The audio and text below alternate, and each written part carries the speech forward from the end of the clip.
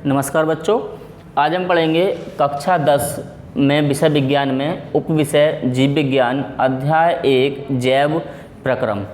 तो जैव प्रक्रम है क्या? जीवधारी द्वारा, प्रत्येक जीवधारी या पेड़ पौधे द्वारा की हुई वह प्रक्रियाएं जो उसके जीवन के लिए आवश्यक होती हैं, वो सभी जैव प्रक्रम होती हैं। जैसे पाचन, पोषण, उत्सर्जन,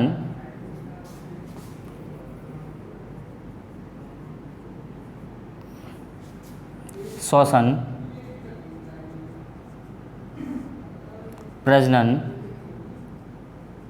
ये सभी क्या हैं? ये सारी क्रियाएं जैव प्रक्रम के अंतर्गत आती हैं। यानी कि वे सभी क्रियाएं जो एक जीवधारी अपने जीवित रहने के लिए करता है या जीवित रहने के लिए उसके लिए आवश्यक होती हैं, वो सभी क्रियाएं जैव प्रक्रम के अंतर्गत आती हैं। तो इन चैप्टर में हम पोषण के बारे में, पाचन के बारे में, श्वसन, उत्सर्जन और परिसंचरण तंत्र के विषय में हम इस अध्याय में इसका अध्ययन करेंगे।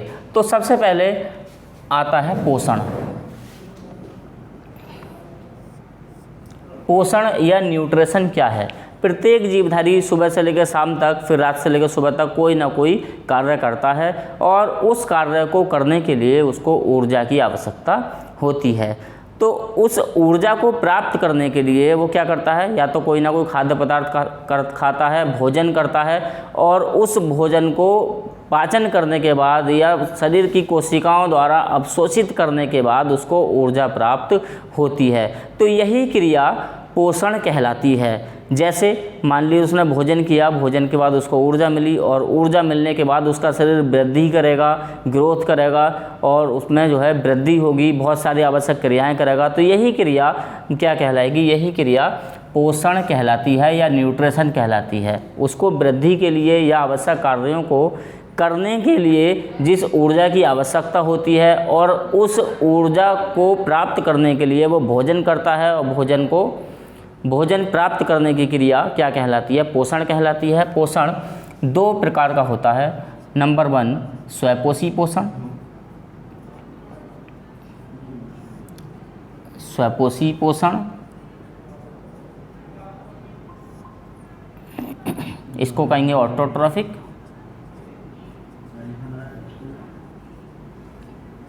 और नंबर 2 परपोषी पोषण।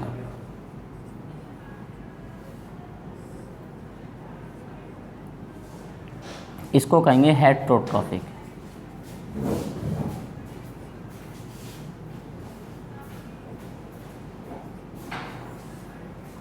तो पोषण दो प्रकार से होगा, स्वपोषी पोषण और परपोषी पोषण, ऑटोट्रॉफिक और हेटेरोट्रॉफिक। स्वपोषी जैसे कि नाम से ही स्पष्ट है, स्वयं पोषण करना। स्वपोषी या स्वयंपोषी पोषण भी कहते हैं। तो नाम से ही स्पष्ट है, स्वपोषी पोषण या खुद अपने आप स्वयं पोषण कर लेना। यानी कि जो जीवधारी इसमें होंगे वो अपना पोषण स्वयं करेंगे, किसी दूसरे जीवधारी पर डिपेंड नहीं होंगे। जैसे कि पेड़ पौधे, हरे पेड़ पौधे क्या करते हैं?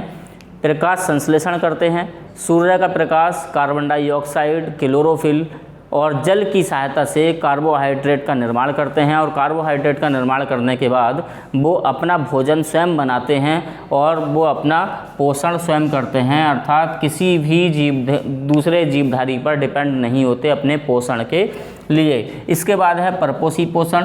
परपोषी पोषण जैसे कि बताया कि इसमें स्वपोषी है, परपोषी का मतलब किसी दूसरे जीवधारी पर डिपेंड रहना, अपने पोषण के लिए या भोजन के लिए किसी दूसरे जीवधारी पर आश्रित रहना। जैसे कि प्रत्येक जंतु जो है, जैसे मनुष्य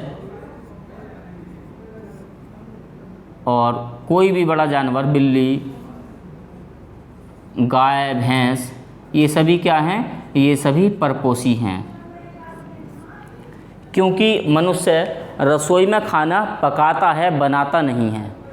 ठीक है, पौधे अपना भोजन स्वयं बनाते हैं। अब आप कहोगे मनुष्य भी तो अपना भोजन स्वयं बनाता है। वो बनाता नहीं है, वो अपना भोजन पकाता है, बनाता नहीं है। बनाता किससे है? पहले मार्केट जाएगा, बाज़ार जाएगा, वहाँ से सब्जी लेकर आएगा, आटा लेकर आएगा, उसके बाद उसको पकाएगा और पकाने के बाद उसको खाएगा। यानी कि वो भोजन कहाँ से लेकर आया? बाज़ार से। और बाज़ार में भोजन कहाँ से आया? पेड़ पौधों से या फिर दूसरे जीव जंतुओं से, और वहाँ से लाने के बाद उसने उस भोजन को पकाया, बनाया नहीं। और वो किस पर डिपेंड हो गया? पेड़ पौधों पर। गेहूँ कहाँ से आया, आटा कहाँ से आया? पेड़ पौधों से आया। चावल कहाँ से आए? पेड़ पौधों से आए।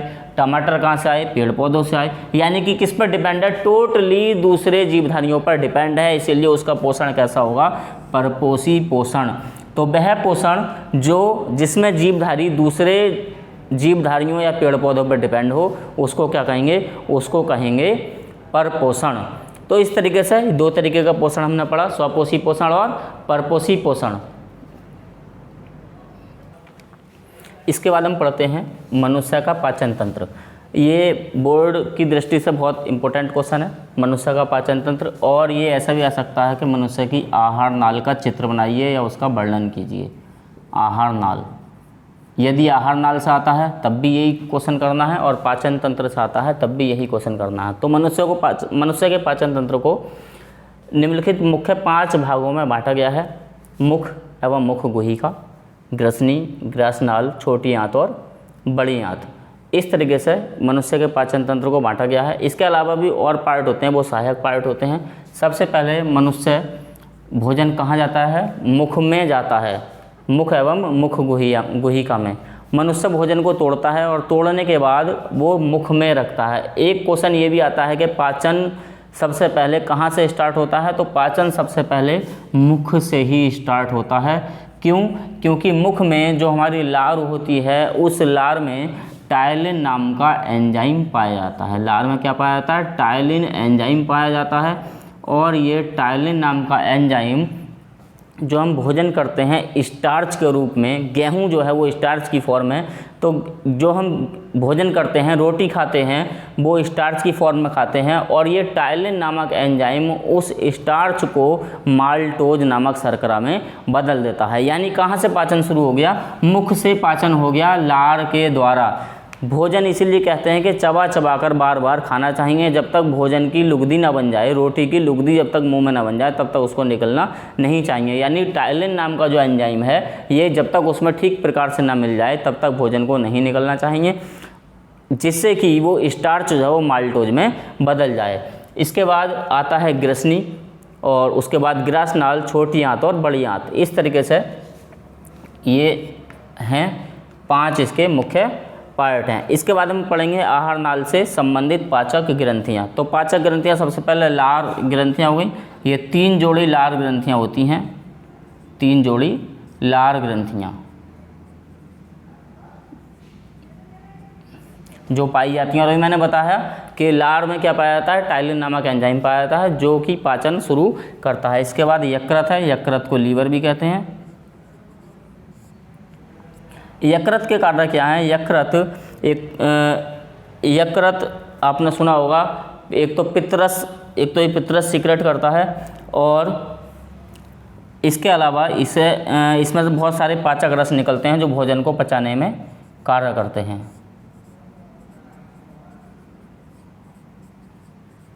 इसके अलावा यकृत उत्सर्जन में भी सहायता करता है, यह यूरिया का निर्माण भी करता है। ये भी ऑब्जेक्टिव में क्वेश्चन आता है कि यूरिया का निर्माण कहाँ होता है? तो यूरिया का निर्माण यकृत या लीवर में होता है। इसके बाद अग्न्याशय है, अग्न्याशय को मिश्रित ग्रंथि कहते हैं।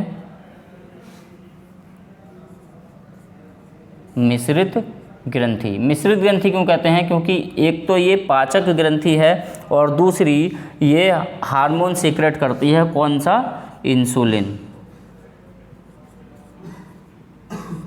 इंसुलिन हार्मोन सीक्रेट करती है, जिससे क्या हुआ? जिससे शुगर लेवल हमारा कंट्रोल होता है। तो इस प्रकार से ये 3 संबंधित पाचक ग्रंथियां हैं, और भोजन का पाचन ये करते हैं। ये चित्र में देखते हैं। चित्र में सबसे पहले यहाँ पर देखिए, ये लार ग्रंथियां हैं, और उसके बाद ग्रसनी के बाद ये एक लंबी सी नलिका ग्रासनाल या ग्रासनली भी इसको कहते हैं। उसके बाद आमाशय, भोजन आमाशय में जाता है, और आमाशय में जब भोजन चला जाता है, जैसे यहाँ से मुख से भोजन किया और आमाशय में चला गया, सबसे पहले आमाशय में जाएगा, और आमाशय में जाने के बाद फिर वो भोजन नहीं रहता, उसको कहते हैं काइम, कहते हैं। उसके बाद भोजन यहाँ से होता हुआ छोटी आंत में जाता है और छोटी आंत से होता हुआ फिर बड़ी आंत में जाता है। छोटी आंत में भोजन का जितने भी पाचक रस होंगे उनका अवशोषण होगा और अवशोषण होने के बाद बड़ी आंत में जाएगा और बड़ी आंत में जाने के बाद ये मलाशय द्वारा जो भी उसका बचा हुआ शेष पार्ट होगा, जो अधपचा रह जाता है, वो मलाशय द्वारा बाहर निकाल दिया जाता है। इस प्रकार से ये पूरे पाचन की क्रिया होती है। मनुष्य का पाचन तंत्र इस प्रकार से वर्क करता है। लार ग्रंथियाँ वर्क करती हैं, यकृत वर्क करता है और अग्नाशय वर्क करता है। इस तरीके से पूरा पाचन तंत्र मिलाकर भोजन का पाचन करता है। इसके बाद हम देखते हैं उत्सर्जन। उत्सर्जन क्या है? तो पाचन के दौरान या बहुत सारी उपापचय क्रियाओं के दौरान मनुष्य के अंदर कुछ विषैले पदार्थ भी बनते हैं, जैसे कि यूरिया। तो उस यूरिया को शरीर से बाहर निकालने की प्रक्रिया क्या कहलाती है? उत्सर्जन। यानी ऐसे विषैले पदार्थ जो शरीर के द्वारा पाचन जिनका नहीं हो सकता, उन विषैले पदार्थों को शरीर से बाहर निकालने की क्रिया उत्सर्जन कहलाती है। उत्सर्जन में मुख्य पदार्थ, मनुष्य के अंदर मुख्य उत्सर्जी पदार्थ है यूरिया। इसके अलावा भी उत्सर्जी पदार्थ होते हैं तो वो और अंगों द्वारा बाहर निकाल दिए जाते हैं, लेकिन मुख्य उत्सर्जी पदार्थ, अगर क्वेश्चन आता है मनुष्य का मुख्य उत्सर्जी पदार्थ क्या है, तो वो क्या है? यूरिया। अब प्रमुख उत्सर्जी अंग, प्रमुख उत्सर्जी अंग क्या है? एक तो वृक्क यानी कि किडनी, मूत्राशय, मूत्रवाहिनी, ये मनुष्य के मुख्य उत्सर्जी अंग हैं। इसके अलावा फेफड़े, ये भी मुख्य उत्सर्जी अंग होते हैं। तो उत्सर्जन क्या है? शरीर के विषैले पदार्थों का शरीर से बाहर निकालना क्या हो गया? उत्सर्जन हो गया। तो यूरिया मुख्य उत्सर्जी अंग है, मुख्य उत्सर्जी पदार्थ है, और वृक्क यूरिया को शरीर से बाहर निकालता है, जबकि मूत्राशय और मूत्रवाहिनी ये इसके सहायक अंग है। मनुष्य के वृक्क, मनुष्य में 2 वृक्क पाए जाते हैं और प्रत्येक वृक्क 10 सेंटीमीटर लंबा और 6 सेंटीमीटर चौड़ा होता है। वयस्क पुरुष में इसका वजन 125 से 170 ग्राम और जबकि स्त्रियों में ये थोड़ा कम होता है, 115 से 155 ग्राम होता है। ये वृक्क एक सेम के बीज के आकार जैसी भूरे रंग की संरचना होती है। इसके अंदर अगर इसकी संरचना को देखें तो बाहरी जो इसका ये जितना भी इसका ये खाली स्पेस है, इसको बलकुट कहते हैं। ये बाहर एक वृक्क आवरण से ये एक घेरा होता है, ये लाइन जो है ये एक वृक्क आवरण इसके ऊपर होता है। इसके साइड में ये वृक्क धमनी है, वृक्क सिरा, मूत्रवाहिनी। यहाँ से मूत्रवाहिनी का मतलब मूत्र जिसके द्वारा बाहर निकलता है, ये मूत्रवाहिनी है।